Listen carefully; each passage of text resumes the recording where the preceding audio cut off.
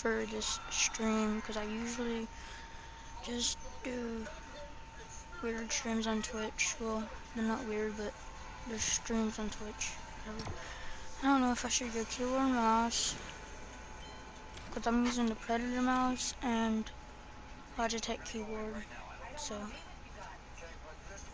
yeah. It's the half keyboard, but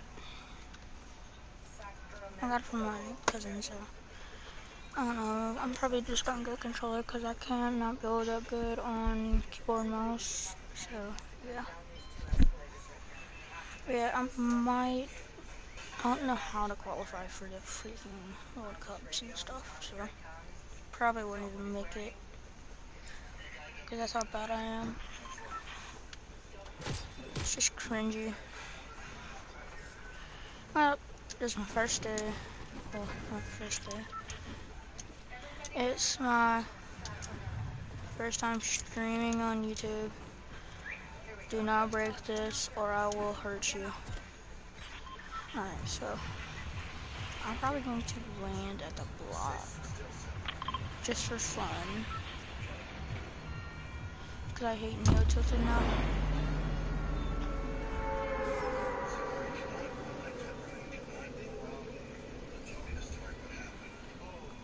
I don't like how they added fort lights. But I know mainly some of them are, and they're, I don't know what kind of gun that is. What kind of gun is that? Oh, yeah, that's attack. I'll take it. Never mind. So we got people landing here. Good thing. But this ain't a good gun.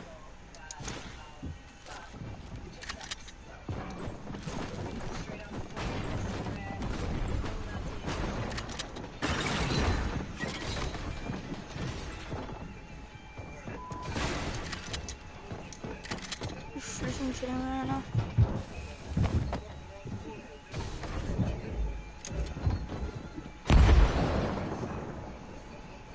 Yeah, boy. Alright. I'm just gonna camp right here real quick, though. I can just nugget this or yeah.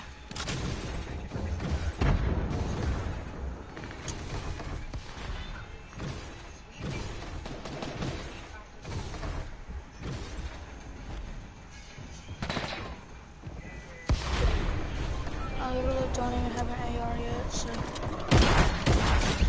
that's one down. What the freak, dog? What the?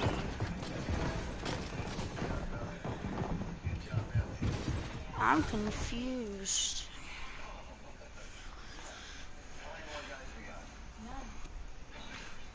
That was horrible.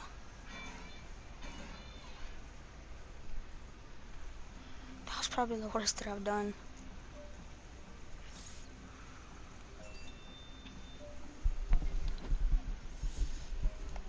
I wanna watch this. Thank you. Get into game, I take over from Joe, our broadcast director, and start cutting between all of our observers.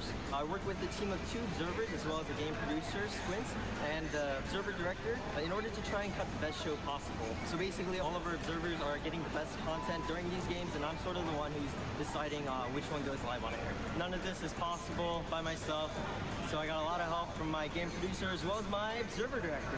Hey guys, I'm Jeff Rose. I am the observer director, so I work with every observer individually, make sure they get the greatest shots, the greatest stories, so that when we go to Andy and he goes and cuts the show, he makes sure that you guys are seeing the best quality content that you can. Check out the next block of NA West. Let's see what we have in store. Aiden had some great plays and he was able to carry the momentum over into this one. Are you guys curious to see how audio works for the broadcast? Let's go meet up with John.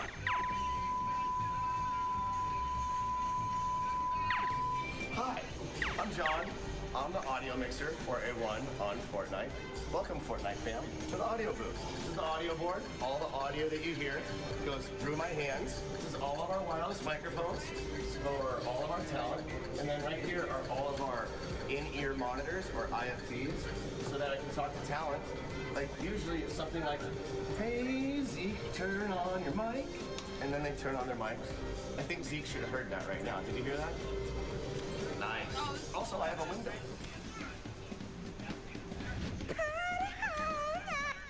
Yeah, we're done watching that. That's just cringy.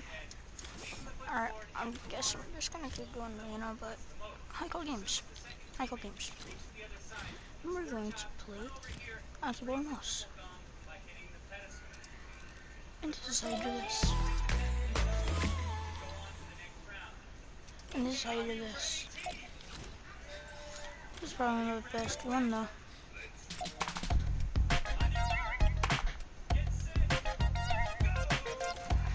Yep. That's how we do it.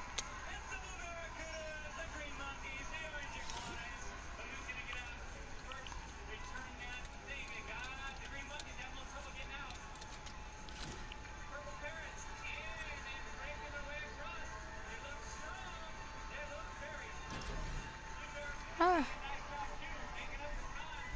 Hey.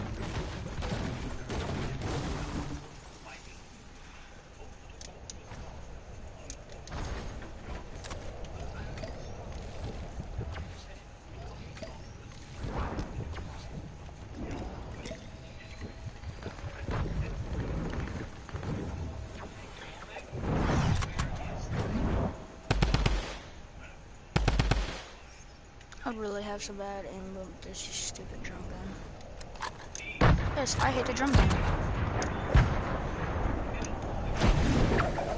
Hey, what's up? No. This is gay. This is really, really gay. He's a freaking soccer skin.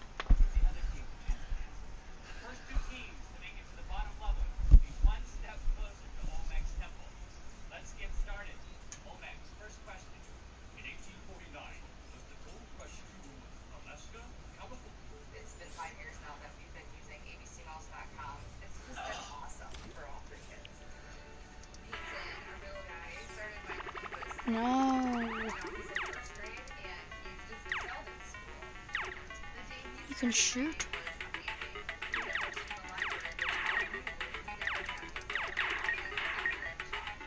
In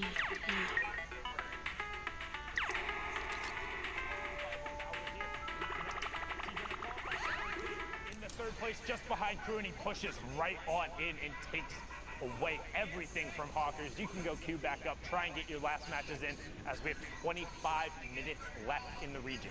So Mongrel has been seen as one of the top performers in Europe, if not the entire world, since the World Cup began.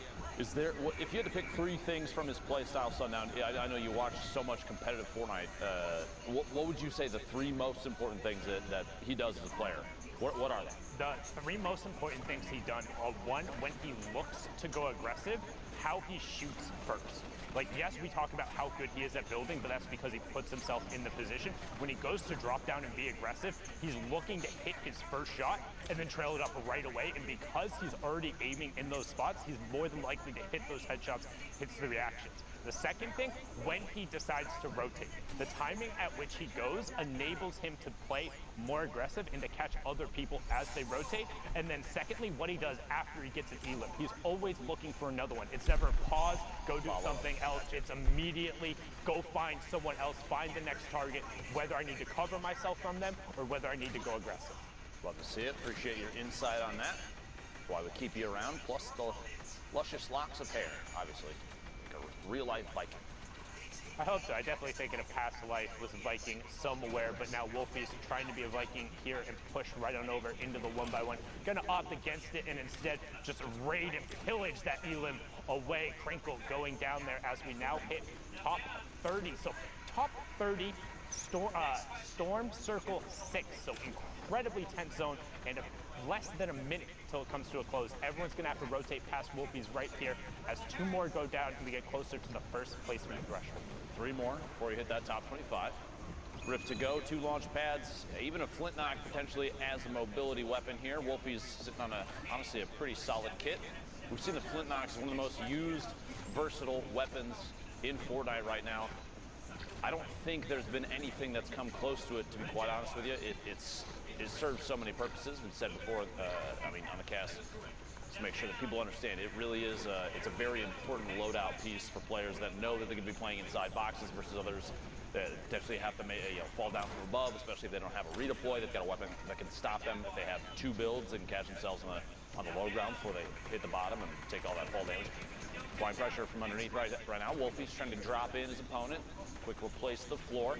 Wolfie's looks like it was be over there to the top left. Mongraal rotating the top right of your screen for just a moment. 2 more players need to go down before we hit the threshold. I'm thinking at some point we're going to see a Rift to go here from Wolfies to reposition.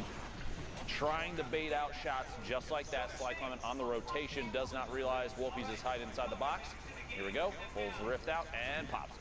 Yep, and he makes sure he's on the backside of the circle, scouts everyone else. They're not letting anybody else on a free ref. And also, just going to pop his parachute and hang out because it's 26, boom, 25. So everyone getting the 3 points there. And now let's take a look at the rest of the lobby. Kingstar on the low ground has already double qualified.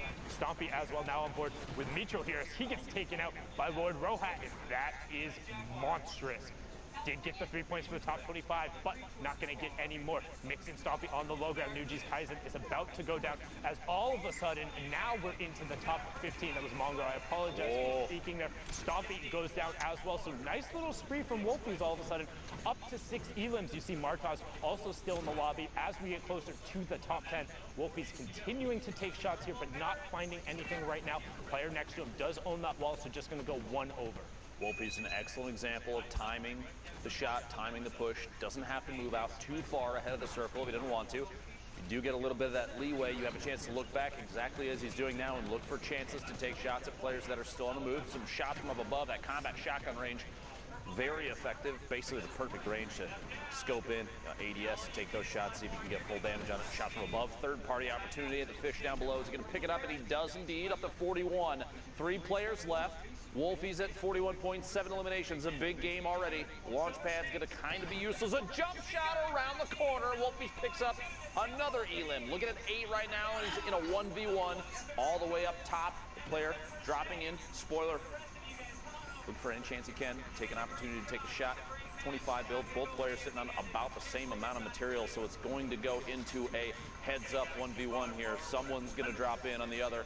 Wolfies might make a climb before too long. Does have the flint knock and the launch pad if he wanted to do it, but just baiting the timing on a shot might be the most important play right now. One thing to note, though, spoiler, has the high ground, also has 5 bandages and the campfire. If it goes to a full close, which happens in 45 seconds, he will have the advantage. But I don't think we're going to get there. Wolfies goes up with the flint knock. You can see that in the bottom right-hand corner. Gets the first shot. Now has the shield advantage, but loses the HP advantage as Spoiler puts himself back on the low ground. Spoiler in the top right.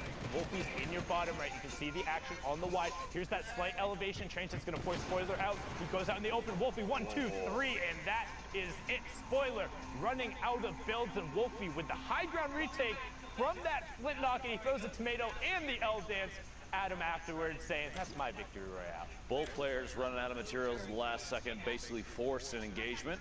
The height advantage, I think, in my opinion, paid off the most, especially because you had a player forced out of the storm to try and go for a shot.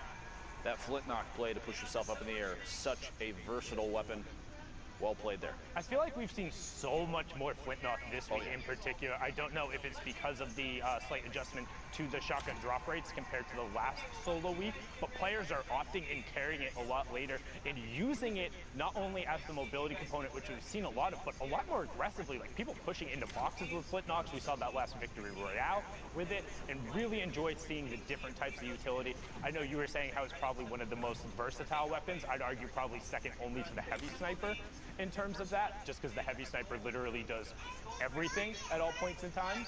But I mean, just with how good these guys are with the flint, like I can pick up a heavy sniper and get a couple elims, like that's fine. Mostly players can because it's 150 the body, but these guys make the flint knock look just so good.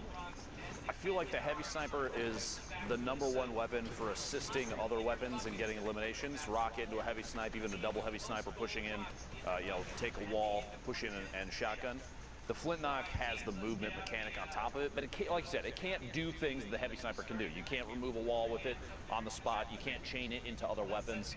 The flint knock, though, is you catch yourself with it. Both weapons, though, are crazy. 1A, 1B. How about that? There you go. Exactly. But yeah, I definitely do agree with you. The heavy sniper enabling others and giving a long range component. But Airwalk's right there. Top awareness. Just love to see it. Disables Amsdalo and gets everything from it, but needs to circle back and try and get that shot like now if he wants the HP to get off of that. 50 and 83, not too bad. Will still go down to a heavy snipe to the body. Got to look out for that. Looking for the quick angle change here. He might rotate out into the storm if he can flip this. If needed, the player still sitting right through that corner. You see he's checking through the brick, holding the edit on his own ramp. Well, this is the outside out. Decides to rotate down underneath. Take the chance here to just box up a little bit, opting not to push that player. You can't really tell how much HP and shield they potentially have, so if he does go out there, he doesn't see what we see. Only 100, maybe 99 HP. Rose in there, but Airwalk's probably, I mean, a player of this caliber could easily push into 96 in the follow through, like we said. There's a pickup. Airwalk's got up to 3 now, 32 points, and a ton of builds. Yeah, and he got the Shadow Bomb for it, which for this longer rotation is going to be huge. Just the one, though. Yes, the one. Just the one, and is going to pop it early. Also notice you can see that Storm Surge threshold on the right side. So what Storm Surge is, once you get into these later circles for circles 6 and 7, if there's more than 30 people left in the lobby, if you have been the passive player, Storm Surge will begin to punish you. Damage every second as it comes out through. Once those strikes come on down, and now it turns off since we're below the 30 player threshold. So now just all about the elims and the rotation, since we're not even at the placement threshold yet. So I'll point out quick too, as you said, for passive players, Airwalk's definitely an example of not a passive player. He was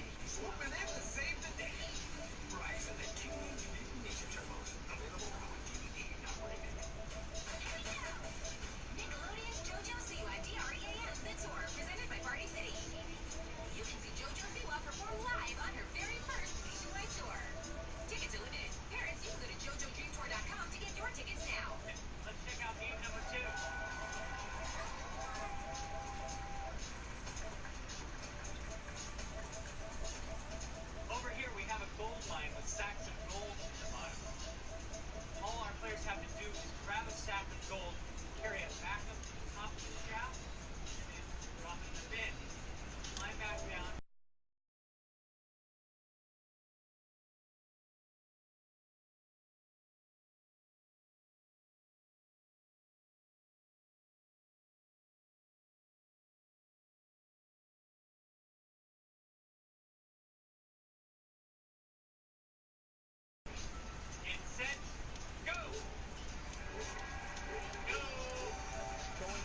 closer to that second placement threshold.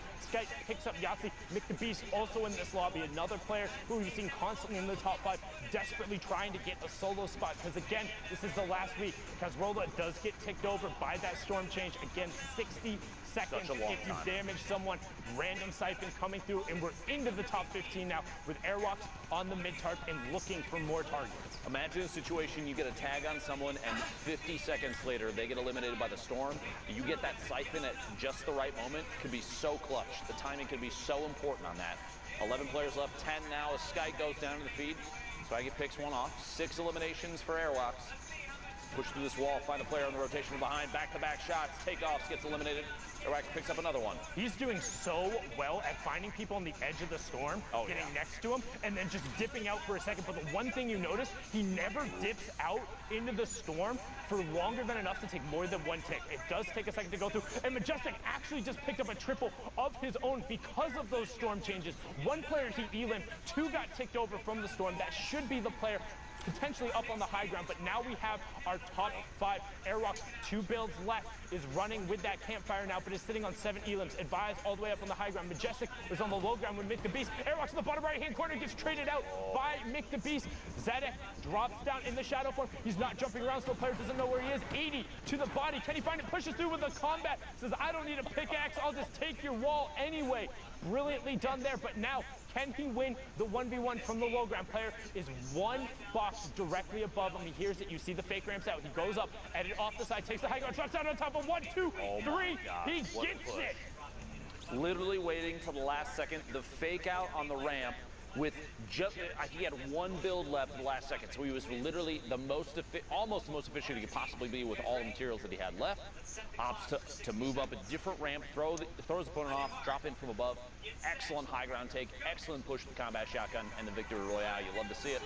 Well done there from Zadek now. You see Marcotte and Fool right on the edge of the zone in an intense little 1v1 right now. Trap does go down defensively. Fool saying, I'm having absolutely none of that. You can see he wants to try and get the materials that are there. Trap does get broken on the other side by Marcotte.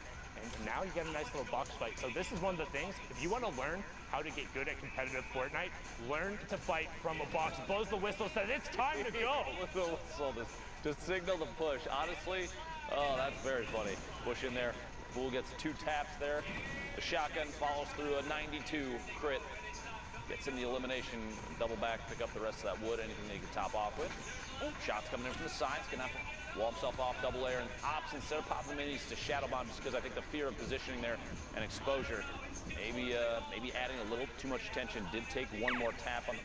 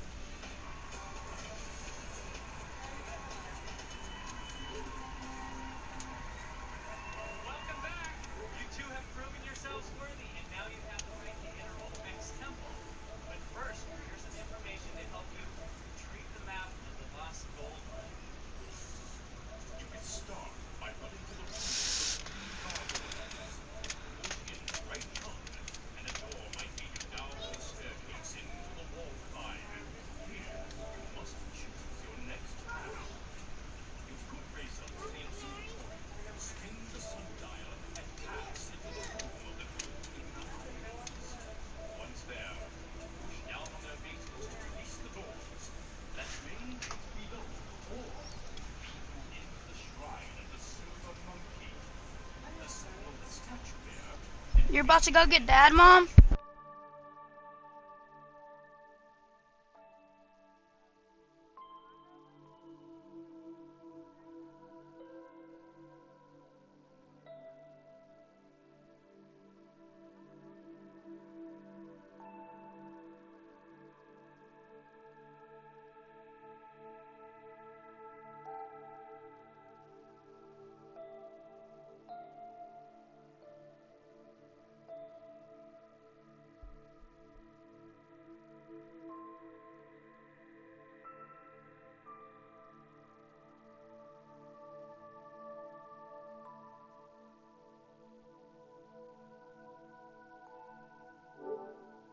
That's when things dicey, because the RPGs can damage through the ballers, and with the 150 HP, one AR round into them and then followed by an RPG can be a ton of damage. But now Pill is just going to go to work, ignore the ballers on the low ground, running around like they're a game of marbles, and he finds Trockley, and he finds Elocrest right after. 13 players left. Still in the rotation here, taking a chance to pop a mini. Does have the campfire, may or may not put it down. Not at this point, the Storm's too close to his back, so he's gonna have to push forward. Like you said, multiple ballers are still in play, and with players not jumping out and not having pressure applied to them, you're looking at even way less than 11 people. The player count remaining, that's not the number.